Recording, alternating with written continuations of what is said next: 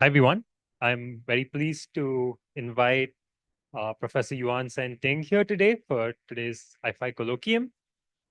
Professor Yuan-Sen is an associate professor at Ohio State University.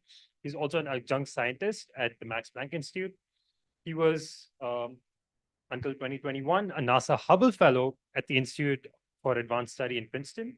And he finished his PhD at Harvard University in astrophysics and astronomy. And his group does a variety of research, advancing like statistical inference in astronomy through the application of machine learning techniques across multiple observational domains, spectroscopy, astrometry, photometry, and time series observations. Please join me in welcoming Professor Yuan-Sen Ting.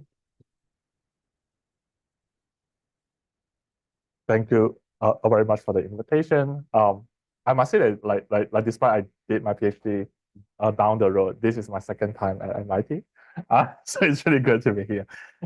So I thought today I want to talk about like something that has fascinated me in the last year or so. So it's something that has been ongoing a little bit, but it's not like my main line of research. But I thought it's more like thought-provoking and just I want to have a open discussion with you on the possibility to advance some of the discovery with LLM as the agent for science. So let me start. Ooh, there's a control. Okay, in third party, of course, we are at IAIFI. I do not need to tell you that there are lots of interest and money that are flowing into AI. And in fact, like if you count the amount of like money, I did the counting with LLMs, so like do not quote me. But if you count the amount of money, then it's about half of the AI institute, the half of the money is dedicated for science.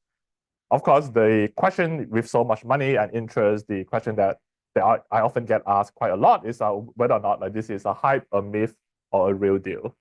The proponent for AI for science, of course, will quick to defend AI for science. Like they will give you the shining like example of the AlphaFold, which also won the Nobel Prize. And the question that, of course, like if you look at like the AlphaFold, right, it has truly changed how we do like chemistry and biology. And if you go to a conferences in life sciences now, yeah, it will be quite unrecognizable like compared to like a decade ago. But of course, the question to ask is whether or not such a AlphaFold moment will also hold true for the other sub domain in physics and chemistry and beyond. In particular, because I work in astronomy, the question that I got asked quite often is what would be the equivalent of the AlphaFold for astronomy? To answer that question, I first need to give kind of like overview of what we have been doing. So in terms of AI for astrophysics, there are basically two lines of the research. One is there are lots of things is like the promoter here at IAIFI is called the simulation-based inferences, meaning that you try to use AI as a surrogate for your likelihood or for your posterior and try to advance some of the statistics that is hard to be done analytically. And these, of course, have some, like including like myself, have been working on that quite a lot in the past to say constrain cosmology better. And the other big stream of things that people have been doing in AI for astronomy is looking at like broker or classifier to streamline some of the observation. Right? The key the one of the key things that people are doing is for the Rubin observatory to look for interesting transient, and also a lot of things that people here in IAIFI is working on. But of course, like if you look at these two group of like methods, a common theme is that like a lot of the AI for astronomy is still looking for individual tasks, right? So we are using AI as a tool to advance individual downstream tasks. And I would make the argument that if we are just focusing on the individual tasks, it's unlikely that any of this will lead to the AlphaFold moment for astronomy. You might ask why? Because like after all, like AlphaFold is also one single task, right? It's a protein folding prediction. Seemingly in life sciences, by improving an individual task can lead to breakthrough, but why not in astrophysics? The simple the argument is that the complexity for physics and astrophysics is too low for AI. I often make the argument that like my niece has more non-Gaussianity compared to the entire universe, because when you zoom out to look at the sky like holistically, we're often in the weakly non-Gaussian regime. When you're in a weakly non-Gaussian regime, what that means is that even the human, the heuristic and insights has already got us quite far. So if you look at the, so when you think about a single like downstream task, quite often it goes at this way. You have some data, you have some theory, and you try to analyze the data, and you decide the theory is true or false. In the case of biology, single task is important because they are fundamentally like bottlenecked by some of the tasks, right? So if you cannot predict the protein folding, like there's no way you can advance the field. And this is why when AlphaFold happens, then it make this pipeline possible, and it open up a new field. In astrophysics or physics in general, quite often we already have a very successful standard models, because again, the complexity that we're dealing with quite often is much lower than biology. And because of the complexity is low, so we can use AI to improve the analysis by like 10 or 20%, say, like squeezing out more information from a cosmological survey, but it will never be a 0 to 1 moment. You're improving by 5 to 10%. And those can be important, right? So it's possible that your interesting physics is hidden in this 5 to 10%. You should maximally use the data that you collect. But it's hard to argue that you could go from a 0 to 1 moment. So I think the problem here, as is very well summarized in the Peter lesson, is when you have an AI that can do arbitrarily complex tasks, you shouldn't treat that as a method, right? So we shouldn't instruct AI to do the science that we want it to do, but rather hope that the AI can do the science by itself. You should treat AI as a methods, and hopefully it will come out with a strategy that we have not thought of.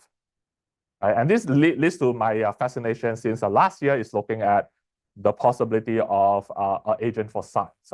And this is, of course, a very hot topic. There are lots of discussion for AI scientists. In astrophysics, it will be an AI astronomer. And to introduce the concept of AI astronomer, one can ask, what role the human has in the modern landscape of astrophysics? So as we have established earlier, astrophysics is very simple. I have a very simple job. So most of the time we are not bottlenecked by one task.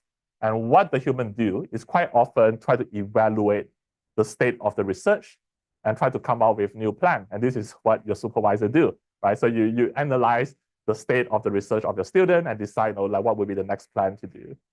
And in many ways, this is very similar to the AlphaGo or AlphaZero. It's a reinforcement learning process. And you're trying to come out with action that can maximize your reward.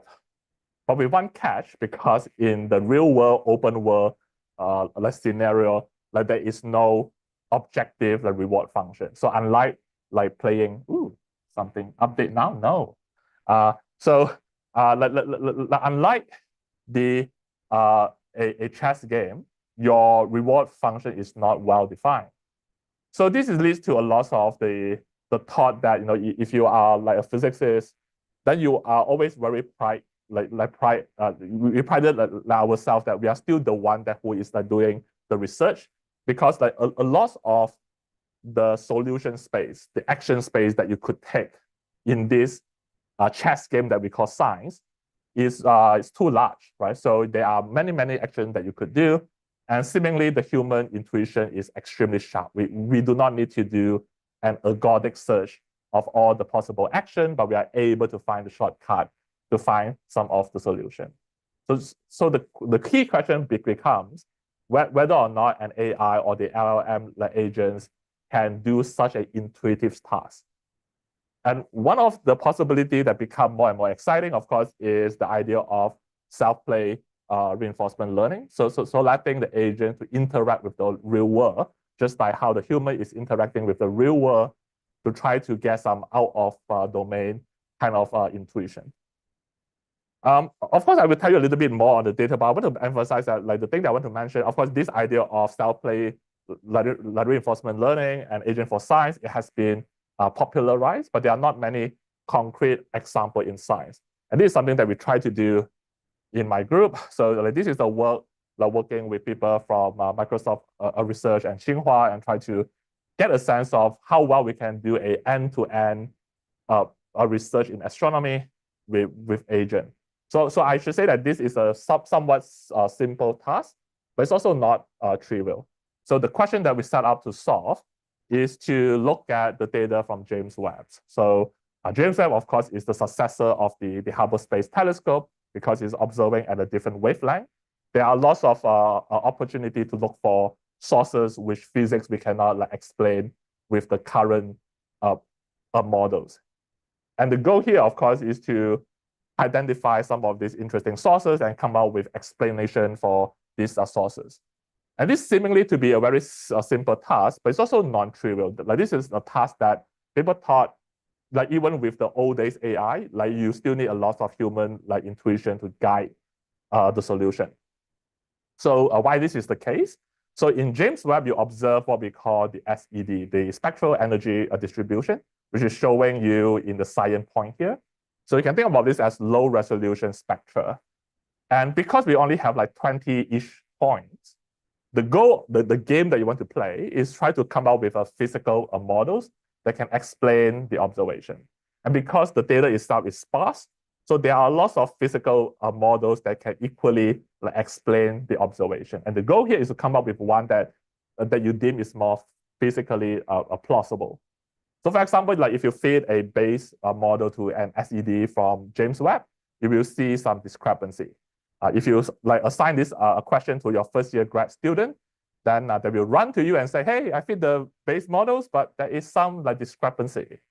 As an experienced like researcher, your advice is not, hey, you should go to all the possible GitHub and find all the possible code and find a solution. As an experienced like researcher, you don't do a algorithmic search of all the solutions. So what you will see is that you will look at some of the patterns. You will realize that there is a wavelength dependence a discrepancy. And this might hint that one of the possible assumptions that you can change is looking at the size of the dust. Because if you change the extinction model, so the size of the dust grain, you can create this wavelength a dependent trend. Or you could also argue that maybe we are underestimated in the ultraviolet. Therefore, the assumption that you should change is changing the star formation history and looking at to create more young population, because the young population will create more bright star, which will populate in the ultraviolet flux.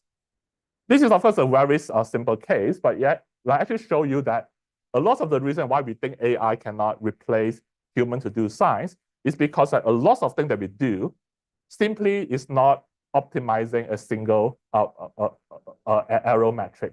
In a very sparse and noisy data, there are many assumptions that can equally give you the same chi-square, but some models are deemed more physical than the other. Also, more importantly, of course, even in this simple case of James Webb's data, there are many options that you can change the assumption. And doing an algorithmic search of the solution is not practical, right? So the question is whether or not a LLM, like the agent, can do such a task. Can they just like treat this as a game and play the games, and over time learn how to come out with a better plan? And this idea that you can learn from playing with an open world exploration is not new, right? So if you look at the OpenAI like O1 is based on this same concept. So the idea here is doing the self-play reinforcement learning.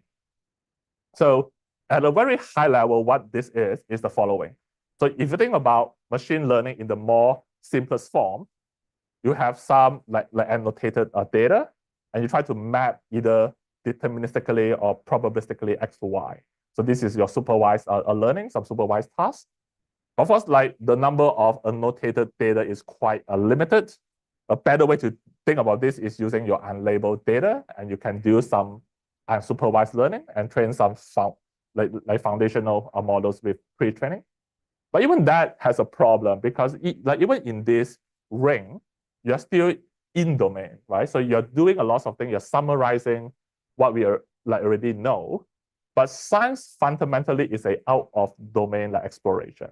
So if you're limited to this, there are lots of things we could do, but you will never come out with a good plan. So the idea of self-play reinforcement learning is try to interact with the physical world. You try to have this game, have this task. You might not have this data and training the data in the task, but hopefully by coming out with plans, you can refine your thought over time. So we have this system. We call that the Mephisto. You might ask, why do you call it Mephisto? Because according to the German law, the Mephisto is a demon that exchanged the soul for knowledge. Similarly, we are exchanging our soul for knowledge to our AI overlord. Anyway, so what is it? It's very simple. It's the agent for science. So you break down your problem into different parts, and you let different agents fine-tune to do the different tasks. And the reason that we need to break this down into multiple agents is because the current LLM is still pretty weak. So one agent cannot do everything. So you need to break it down. This is, of course, a very Japanese way to think about this. In the American way to think about this is this, right? So you have many copies of GPT-4o. You try to do a different task. So how does that work? So the Mephisto works as the following. So you have some James Webb data, and then you get a fit that is not good. Just like you propose a step in your Go chess, you have a agent that is tailored to do proposing new action. So this agent is more RAG. So the retrieval augmented generation type of enhancement that can come out with new actions. Is a tree search. So you started with a baseline, you know that this is not good. You propose 4 actions in this case.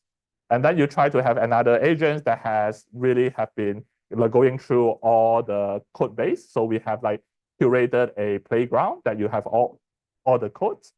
And this agent will execute the code. And then the other agent will try to compare the results. And the comparison itself is done also through the LLM because we do not just want to compare the chi-square. So as we mentioned earlier, a lot of what you think is a better solution is more than just the chi-square. It could be more physically plausible. So you will compare each of these actions and decide why something works and something do not work. Of course, this tree search will continue. So once you have done the tree search, then you have another agent that will do a distillation of all the action being played out and why something works and why something do not work. And some of this summary then will be appended as a context for the next iteration. So in the case of O1, O1 will take this extraction and use that to train the models. But in this case, because it's still a simpler question, so we ended up just using this as a context and append it back as the knowledge base. To give you more physical sense of what is this type of knowledge that's being extracted by the LLM, this is kind of your rule of thumbs, right? It's in high school, you do some math question, you know how to solve the question. So this is one knowledge that is being extracted by Mephisto. It says that if I see a SED that's overestimated in ultraviolet and optical, one strategy that I could do is to change what we call E-beam minus B in the codes, because that will solve this wavelength dependence discrepancy in UV and optical. Similarly, you also learn the knowledge, for example, if I am underestimated in the mid-infrared, then one way I would do that is by turning up the fraction of the active nucleus of black hole. And this is sort of the iteration, what we call self-play, because you are iterating over this game for different type of James Webb data and let it to collect some of these rule of thumbs. And this is not just some cartoon that I draw in the slide. This is something that we did. I would encourage you to look into some of the pseudocode. It can get quite evolved quite quickly. But the point is that it works, right? So here I'm showing you the average of the chi-square of the fit as a function of the learning step. You can think about the learning step is how many games you have played. And the dashed line here show you the baseline. So if you just give the code base to a GPT-4o, so you can come up with some solution, and that will serve as the baseline. So as you play more and more games, you collect more and more rule of thumbs, even though the James Webb strategy is nowhere in the training set, but because the models has played enough games, when you see some similar spectrum or similar objects, then you know what strategy to do. So it's very like human. As you get more and more experience, you know how to cut through all the possibility and find a better plan.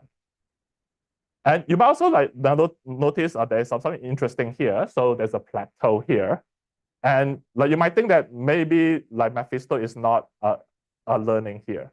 But it's actually turned out to be not the case, because if you look at the other metric, which is the number of wavelength that is being well fitted, it actually improve at this step.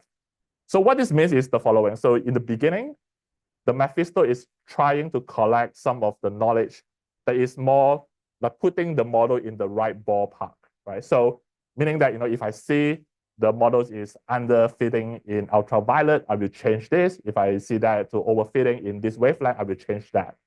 So those actions might not improve the chi-square. It's a whack-a-mole, right? So if you whack the UV down and like something goes wrong, but the model still thinks that this is more physical because it prioritizes the exploration. So in the alpha zero, like you can think about this as the policy network. So you roughly find the right policy. And it's after you play like enough game, then you start to do the exploitation. You start to learn knowledge that is more specific to optimize over the fine-grained details of how to do the fitting. So this is a very simple task. I'm not saying that like this is super groundbreaking, but what is really interesting here is to show that even this simple task that most of the time is done by grad students. In fact, a lot of MIT astronomy grad students are looking into this problem. You look at some James Webb data and try to find some solution. This type of human reasoning to find the correct physical assumption can actually be done by LLM, just through self-play. It cannot be done by like GPT-4o out of the box, but you can do that through the self-play. And you might ask, oh, hey, so this is sort of proof of concept, but we also apply this to real data. I should mention that this is no longer just a proof of concept, because we have released this code to a multiple group in James Webb to try to use this code. And we try to rediscover some of the sources that has been pretty big in James Webb. So one of the interesting discovery from James Webb is these little red dots. As the name suggests, these are the little red dots. So these are the very high redshift galaxy that people do not know why you could have such a compact and red galaxy at high redshift. And human, of course, researcher has been trying out different models and come up with a few solutions that can explain these sources. And this is shown in the cyan dot here. So these are some of the human the solution. You pass that to some experienced postdoc and grad student. After tweaking with different models, they come up with some solution. And the yellow points here are showing you the solution that is produced by Mephisto, just end to end. So there's no hand holding. We just let it to reason about what would be the physical strategy and changing the different a module that you can swap in and out. And we come up with a bunch of a solution that is very consistent with what the human find. In fact, we also try all these exhaustive sources, and the Mephisto can still come out with the things that the human come up with. Good news, because now you do not need grad students to do this task. You can do that end to end with AI. Why this is important? I thought this thing is very simple, but still is a very important thing for astronomy. And part of this is because if you look at how we have been dealing with the SED, quite often we collect the data from James Webb, and very, very small fraction of them will be reasoned by a human. So what we usually do is we triage the data, and we make some base cut, and we look at the oddball. But means that if you collect 1 billion sources, usually only 1,000 will be passed on to a postdoc or a grad student to think about those sources. This would miss out a lot of possible unknown sources that can be discovered, but it got just triaged right away. So in principle, like even this is a simple task. If you can do that for every single sources that is being like collected, then suddenly you have a way to reason about all the sources being like collected and ask if this is something odd or I should follow up or not. With a catch, the catch here, of course, is that you need to have a capable like models to be able to do the reasoning, and you need to be able to run that for 1 billion sources. And that is still a problem because they cost like a lot of money. Just to give you a sense of how much this costs, right? So if you want to fit even this simple task of an SED from James Webb, this reasoning task costs about 100,000 tokens, which is about 0.1 million tokens. And we also tried like a different model. Turned out that something like a GPT-4o is non-negotiable. So you want it to be able to have basic intelligence to do the reasoning. So if you take like GPT-4o, it's about $10 per million token, which is about $1 per source. You say, great, this is cheaper than my coffee. But then you realize that, oh no, because we have 1 billion like sources that on the sky. So if you want to do that for all sources, then it will be $1 billion, which is a good number because this is exactly the build cost of the Roman Space Telescope, right? So good news, you can go back to NASA and say, hey, I actually found a way to analyze all the data that you have collected, but I need to double the cost. So that would not be viewed too kindly, right? So the question becomes more an engineering problem. So for this simple task, if you know that you can do some reasoning with AI, the question becomes how do we get there in a more cost efficient way, which is something that I've been thinking more and more over the last year. So, but that's the problem here. So if you try to use LLMs as a way to solve science, there are really not that many benchmarks for science. There are lots of general benchmarks, but that do not necessarily translate into the ability to solve, say, the task in astronomy. And this is why we started to do some benchmarking like ourselves. So the first thing that we do is to curate some high quality benchmarking in the form of like Q&A. And this is, so it's a Jeopardy, who can answer the question that better. And we started to pull in like a lot of people and try to do this task, including some of my colleagues and friends, people from the ADS down the road with a bunch of the national lab because we need their GPU. And we also have some like expert in the NLP. Right? So the first thing that we do is to curate a high quality Q&A benchmark in astronomy. I will not get into the detail how we curate that. It's a mix of LLM, but also the curation from human. And we also focus mostly on the review article in astronomy. So it's more high quality. This is one typical example of the benchmarking. The easiest way to think about this is a grad student level general exam. So it's not really like one-to-one mapping to abilities to solve individual tasks, but at least it's a start. So we start to probe how good this LLM is in terms of solving astronomy like a question. So this is asking why the black hole is decreasing after redshift of 5. It's very the question actually quite hard. So like even like myself, I get like 2/3 like correct. With this benchmark, you can start to test some of the models. First, you can test on the proprietary models. One thing that is worth noting is that there is a vast range of differences in ability. So even models that are deemed to be state of the art, that should be equally expansive, they are not doing the same in terms of the knowledge, in terms of the astronomy recall. And this is not like surprising because astronomy is a pretty niche field. It's a very small number of like tokens. If you take the whole astronomy archive, it's about 3 billion tokens. And it's like 0.01% of the text that's being trained on. But more importantly, of course, is the cost, right? So you want to trade off the cost with the performance. So the x-axis here is showing you the cost per 100,000 token as a function of score. There are a few things to note here. One is that cheaper are not as good. So if you pay less, then you don't get as good a performance. This is not surprising. The surprising thing is this direction. So the dashed line here show you the typical efficiency trade-off.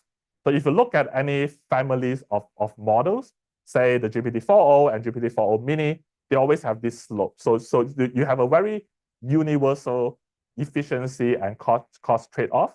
But if you do this trade-off, you quickly realize that not all models are born equal. Even that they can have the same, a chatbot arena score. You can have the same MMLU score. They can still differ by 3 orders of magnitude in performance.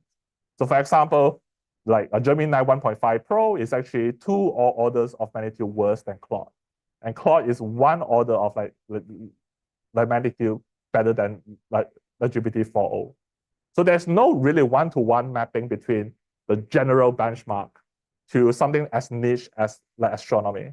And this also gives you a loss of scare, meaning that, if you use the wrong model, say in this task, then you might be easily losing 3 orders of a magnitude of money to do the same task, which also call for more detailed benchmarking for individual fields.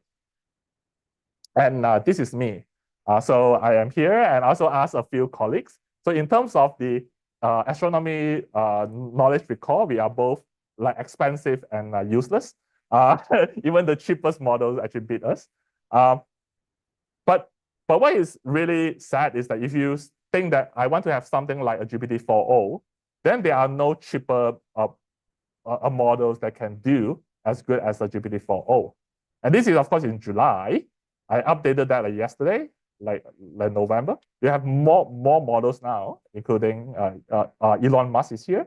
But still, there are no cheaper the models that can reason as good as GPT-4o, right? So you have more models, but for the proprietary models, you are not able to cut down the cost. So we give out on the proprietary models because we will not get as much grant. So we ended up to think about open weight models. So there are lots of open weight models. We did not consider this as an option before this summer. Until this summer, like you might realize, there are lots of models being published. They're opens. And open weight models is a good option just because in academia, it's much easier to ask for GPU time than asking for money. Just a fact.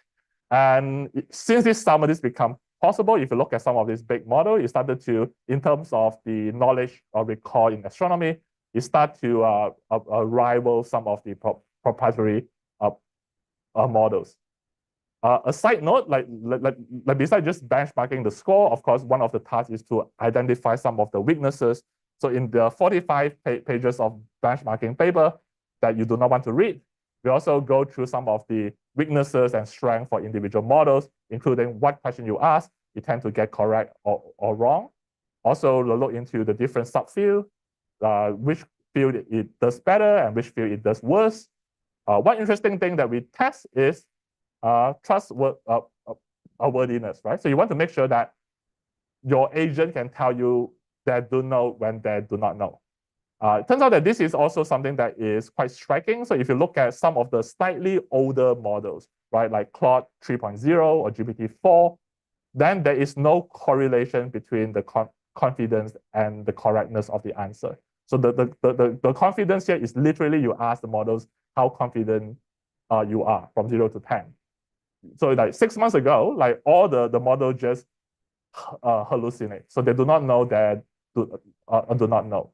But things quickly improve in the last 6 months, and they have a strong correlation between the confidence and the correctness. You would think they are also more British because they are too polite and they are too humble. So they tend to be a bit under confident. So you will ask them, oh, I'm not sure, but actually they are more sure than they say they are. But this strong correlation is good, meaning that the agent know when they know and they know when they do not know. But so upshot, the open weight models are catching up. So there is a hope, but that do not solve the problem because they are only as good as some of these cutting edge models at the 7 billion parameter models. So you are trading off the question from an insurmountable amount of cost to an insurmountable amount of GPU cost. To give you a scale of what do we mean, right? So if you want to run the Llama 3.1 or 70 billion models, It give you about 100 tokens per 4 H100 GPU. So what does that mean? If you want to spit out about 100,000 tokens, take about 15 H100 GPU minutes, which means that for 1 billion sources, you need about 10,000 H100 GPU and running 3 years straight. So it will not solve the problem, but there is at least hope to use the open weight models. So this is why we have been thinking, well, if the open weight model is getting there, but just that you need to use the big models, why not try to train a small models? Given that for most of the tasks, we do not need the agent to do well in all domain. I just want the agent to do well in one specialized task. Maybe we can train a lightweight, 8 billion models that try to do well in a specific task.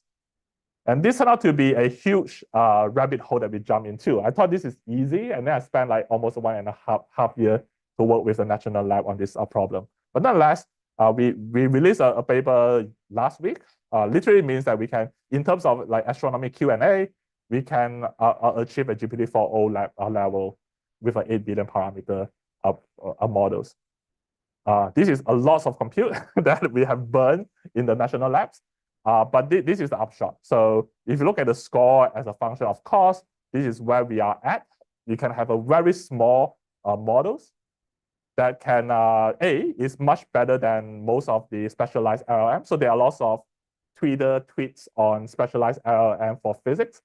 I always make jokes that specialized LLM for science is almost like room temperature superconductor. All people think that they make it, but no one can reproduce. That happen a lot in Twitter, and if you really look at some of these so-called specialized LLM, they don't do well in benchmarking. And just because in the past, there's no benchmark. So it's really hard to tell something is good or bad. But I think that this time, for the first time, we feel like we are able to improve upon the Llama 3. Importantly, also rival the performance of all these cluster of big models, from Grok Beta to GPT-4o to O1 Mini. A catch here, we are not saying that this model is strong in general. We are just saying that this model is really good at doing MCQ type of astronomy question. And we also went a great length to make sure that this is not due to memorization. So the upshot is that if you have a very specific individual task, it's possible to train 8 billion models that do really well in this one task. So this is only the key message. We are not encouraging you to use the model. You could, it's open, and we have well tested it. But still encouraging to see that if you want to build agent for science, it's possible to break down the task enough that you can run a bunch of 8 billion parameter models for individual tasks. So you might ask, well, if I am a poor academic that have no money to train even 8 billion models, what should I do? Should I care about agent for science? The answer is yes. And the reason is because of Huang's law, so named after the CEO of NVIDIA. And the reason of you should care is because the GPU cost is just getting cheaper and cheaper very quickly, right? So if you look at the GPU compute as a function of years, and of course the price that the GPU is dropping has created a price war. And some of the LLM is extremely cheap. I'm not sure if people understand how cheap is cheap, right? So some of these models can read a 100 years of a solitude with 3 cents. You can read the whole archive with $40. But only means these models are pretty weak, right? If you look at this trade-off, they're all in this domain. So the ultra cheap models are still not as good, but they will get there. And they will get there really quickly, right? So in this, the particular benchmark, we try to probe what is the e-folding time of the cost drop, meaning that in order to reach the same performance in this astronomy, these are specific tasks, how much the price is cheaper by tenfold? How long do I need to wait in order the price to drop by a factor of 10? Turns out to be about 3 to 6 months.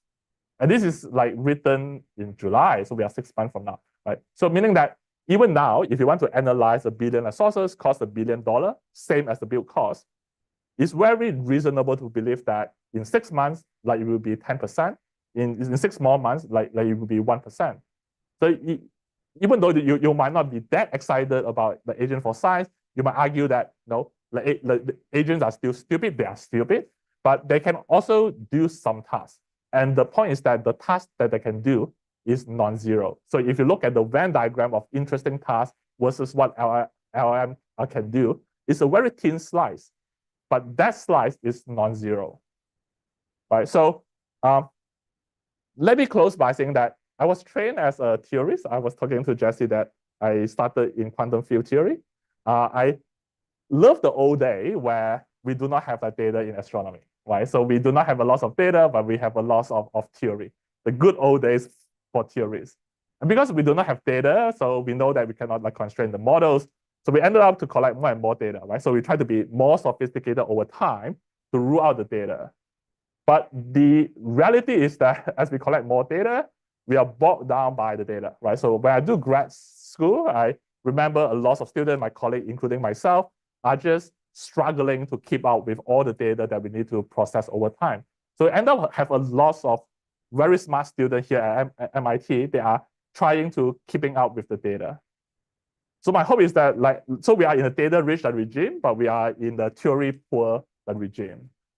So my hope is even things as simple as like James Webb SED, if you have the collaboration between human and AI, you can really go back to the good old day where you can exhaust the data quickly, and you ended up like forcing the grad student to use their brain.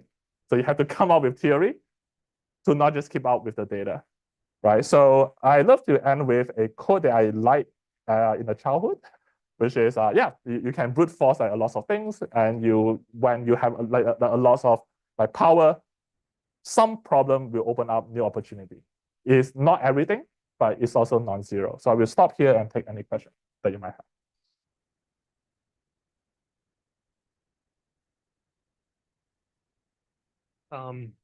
For the questions, I'll pass around the mic.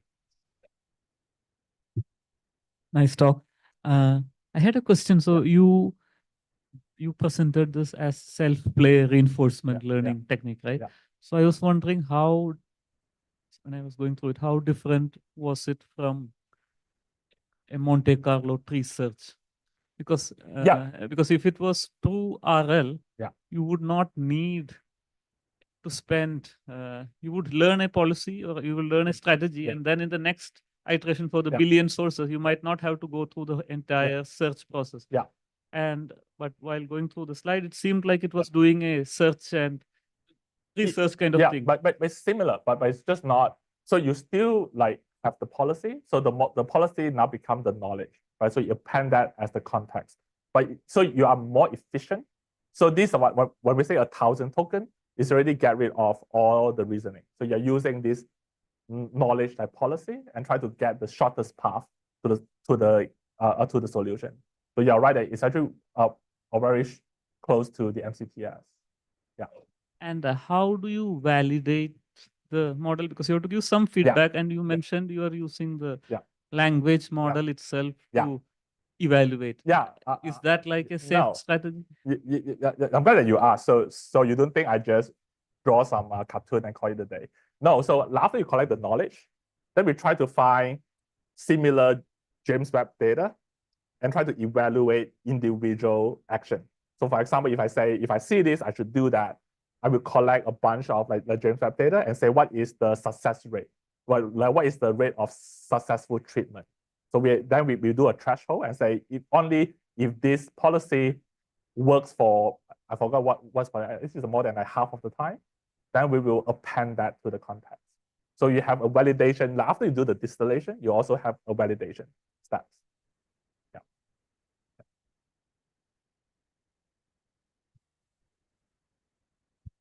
Hi, Yuan-Sen. Nice talk. Hi. So I want to ask about Mephisto. So these 4 agents that you mentioned, these are presumably the LLMs that you've trained, so AstroSage. No, it's all GPT-4o. All GPT-4o. Yeah. Okay. But we also we sort out the different models. So we also study how different models works.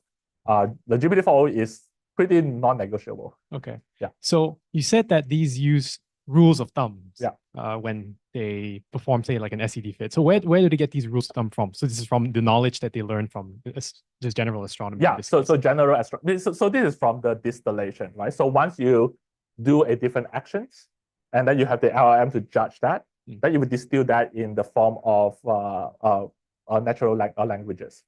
So it will be, if I see that, I do that. Okay, so the GPT-4o in this case, it's a general use case LLM, but each agent is tasked to do a very specific job within the pipeline. Yeah.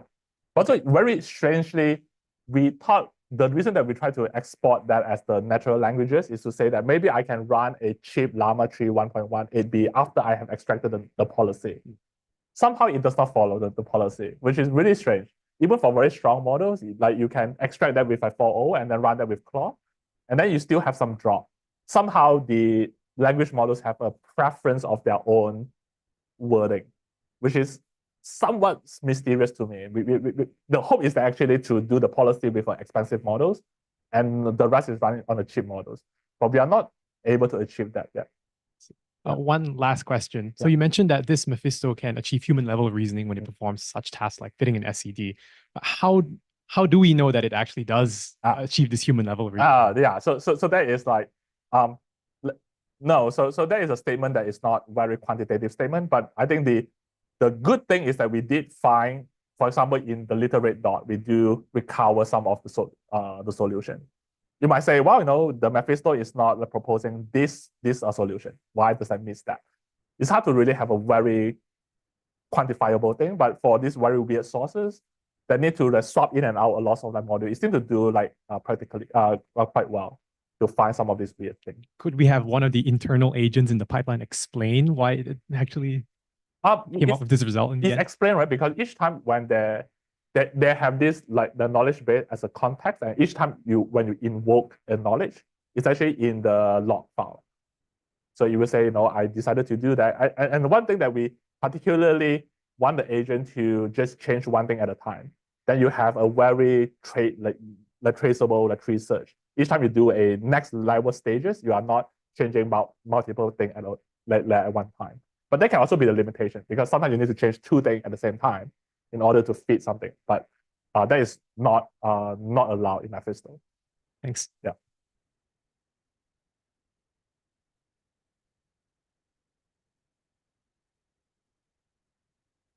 Thanks, Yuan-Sen. So I want to talk about efficiency a little bit. Yeah. And there's two different kind of areas where one can think about efficiency. One is thinking about efficiency of deciding on policies. Yeah. And then the other one is the efficiency of playing the game. Yeah. So for a synthetic game, yeah, because it's very fast to play the game. Yeah. And my understanding in this James Webb example is that actually once you change the knobs, actually making the spectra, making some predictions relatively cheap. Yeah.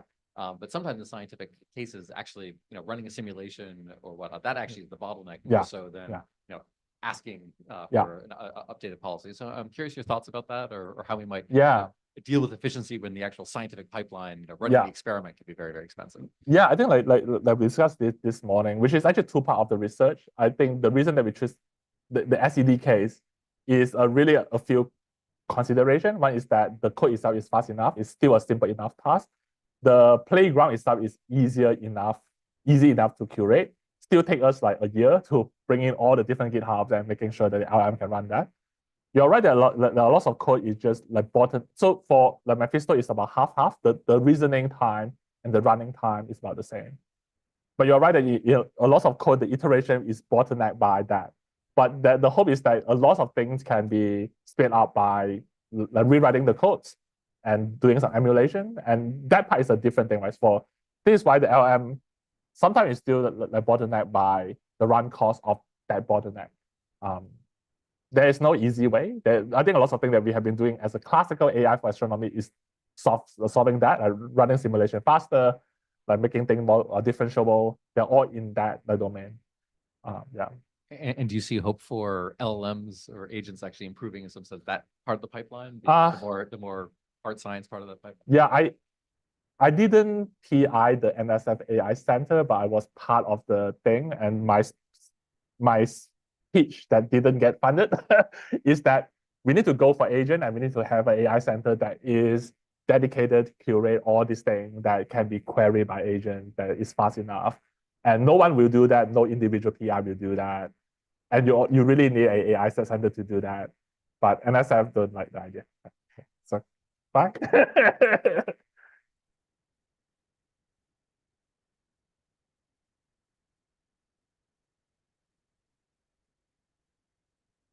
So for the AstroSage model, Yeah.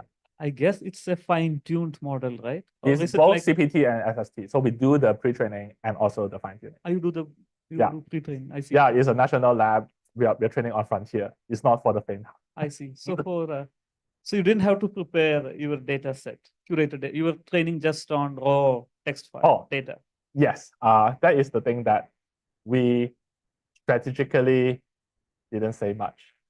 We do archive. We also scrape like a bunch of data. But do you create question answer pairs? That is for the SFT. So we also Yeah. use about $100,000 on GPT-4 funded by Microsoft to do the SFT I set. see. So it's lots of money. And you mentioned that it's not doing memorization. Yeah. So how can we confident, like, I guess LLMs are doing some sort of interpolation in this knowledge embedding space, right? So it is still a form of retrieval, right? Yeah. There are two things here. So we didn't, so we, first we removed, luckily, like all the questions that we extracted are from the review article. So they are all completely removed from the training set. And we also create a lot of, because we create a bunch of these like Q&A. Sometimes you can easily say, are you like memorizing the metadata? So in many of the Q&A, we make Q&A based on the metadata. And it's not able to answer most of this like metadata. So this is two guardrails. So one is to remove from the training set, and B is to trick that with a lot of questions that we can easily know if you are just like memorizing a specific tokens. And that turned out to be not the case. Yeah, it's never foolproof, right? People have shown that you quantize the model and suddenly you just spill out the training set. Could be. Yeah. Thanks. Yeah. So is it available in Hugging Face? Like, yeah. Okay, Also, the quantized version is also available.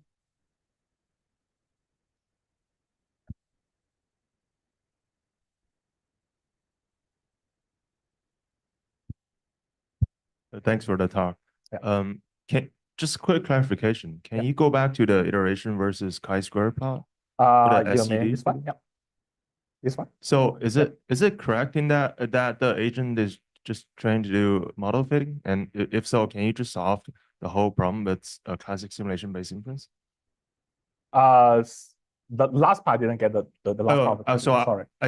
It's like a more of a clarification. So am I correct in saying that the agent is just trying to do model fitting in this instance? Yeah. And if so, is given how expensive casting the whole problem in natural language is, can we just cast this whole problem into classic simulation-based inference problem? Yes, then you can speed up some of this part. Yeah, and you can. But the challenge here, because the reason that you need agent is because it's really different part of code, right? So it's not one set of parameter that you optimize over. So for example, if you change some physical assumption, you put in more modules, then you might imagine you need to have simulation-based inferences for these different modules. Do you get what I mean? So for example, if I change the star formation history, it's more than just I have a fixed set of parameters for the star formation history. I can literally change the functional form of that. So unless you have a super set of hyperparameters that you can run your SBI on, that would be a bit tricky. So it seems like there could be a baseline where you have a pretty complicated model with the whole bunch of extra parameters. Yeah. And just do the whole thing with in the that would be a very good thing. So if you can come up with somewhat comprehensive, but still you can do the SBI on these like super models and see how well you can do that with the number of steps. So the key here is that like we also fix the number of steps that you can try. So similarly, if you do SBI, you calculate the computation cost. You're right that it's not that clear cut. It's possible that you have a super set of the SBI that will still find a better solution in a small number of compute. Yeah. Thank you. Yeah.